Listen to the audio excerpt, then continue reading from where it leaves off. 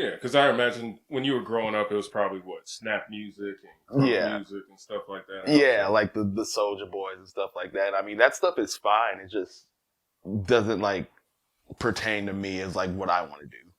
Gotcha. Yeah, you got to be your own musical artist. Mm-hmm.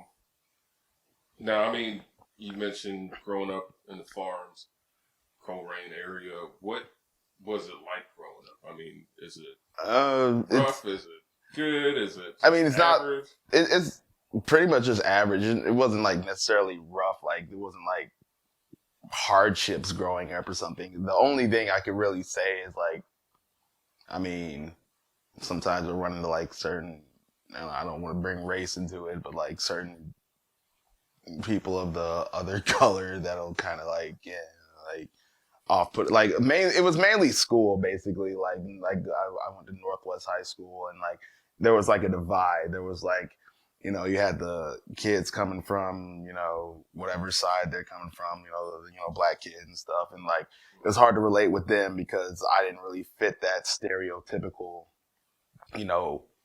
kind of like hip hop all of them. Yeah, I didn't fit that. But also on the other spectrum, there were a bunch of kind of like very country influenced white kids who like Duck Dynasty and wearing camo jackets to school every day and want to call you a nigger from the nigger from around the corner and then duck off. Like, it was weird, but I just kind of was in the middle. Like I had my little small friend group who was somewhat kind of in that little subgenre, but overall it wasn't hard. I didn't really experience like any like true hardships or anything like that.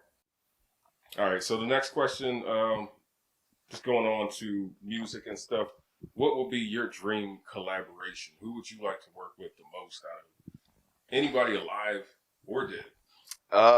It's a hard question.